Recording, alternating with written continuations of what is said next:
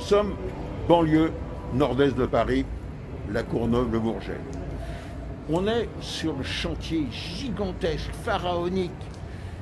C'est le Grand Paris Express, avec ces lignes de métro automatique.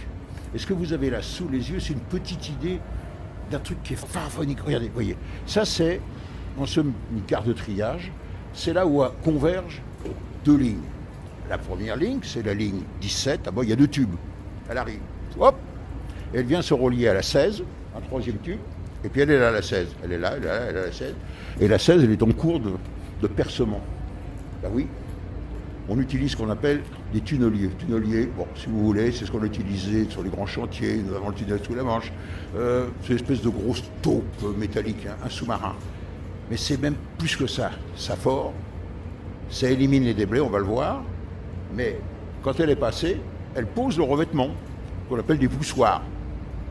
Et donc, vous jetez un coup d'œil, ben le tunnel, il est quasiment fini.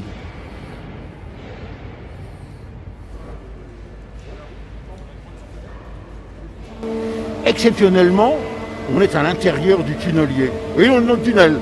On est à 10 mètres sous terre. Cette machine, c'est un train. Ça fait 100 mètres de long, ça pèse 1000 tonnes. À l'avant, là-bas, devant nous, là, il y a la roue de coupe qui va rogner avec ses molettes la roche et qui va évacuer les déblais, là, sur un tapis roulant. Mais c'est pas tout. La machine, quand elle a avancé, elle s'arrête. Et elle vient poser le voussoir. Vous voyez, ces voussoirs, un anneau. Puis après, elle repart. Et qu'est-ce qu'il a fait avancer, cette machine? Ben, regardez. Elle s'appuie à l'aide de ces grands vérins. Elle s'appuie sur l'anneau qu'elle vient de poser. Et pour contrôler l'avancement de la machine et qu'elle soit dans le bon chemin, ce qui est étonnant, alors qu'on est en aveugle, eh ben, il y a un poste de pilotage. Celui qui pilote, conducteur, c'est Fred. Et alors, Fred, il fonctionne un peu, ben, il est en aveugle. Au-dessus, il y a 20 mètres de roche. Devant, là-bas, il y a la roue de coupe. Et il suit ça. Ben, regardez, le fonctionnement toujours par des caméras. Mais comment sait-il qu'il est bien aligné? On est sous terre. Il n'y a plus de GPS.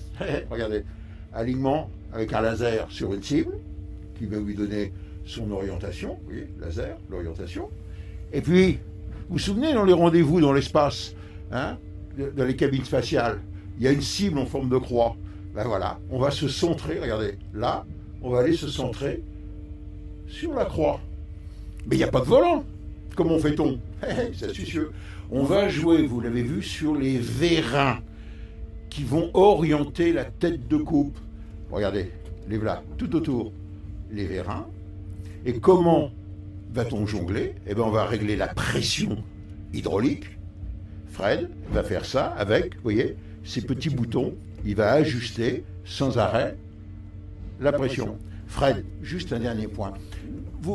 Est-ce que vous l'écoutez, votre machine? Vous la sentez vibrer? Parce que dès que le terrain change, il faut modifier la conduite.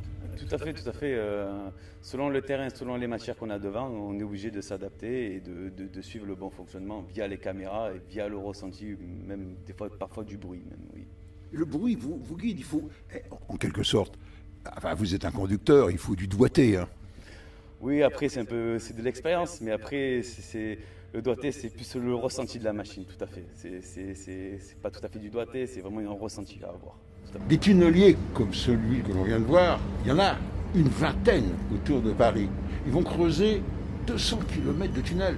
Ça vous dit rien? Ben, c'est colossal. Enfin, j'ai participé au tunnel sous la Manche. Le tunnel sous la Manche, bon, ça a été 37 km sous la mer et 50 km en tout. Sur le tunnel sous la Manche, la géologie était quand même beaucoup plus simple, plus homogène. Un tunnelier avançait à peu près à 1000 mètres par mois. Là, on est plutôt en moyenne à 200 mètres par mois. Et ça traduit une chose, c'est que le sous-sol est très hétérogène. La géologie change souvent. Il y a plein de caractéristiques qui posent de vrais problèmes aux géotechniciens. Et puis enfin, nous sommes en ville. Donc ça veut dire qu'il faut évidemment en permanence prioriser la sécurité. La sécurité évidemment pour les travailleurs dans le tunnelier, mais également pour les riverains et les avoisinants. Et ça, c'est quelque chose que nous n'avions pas sur le tunnel sous la Manche.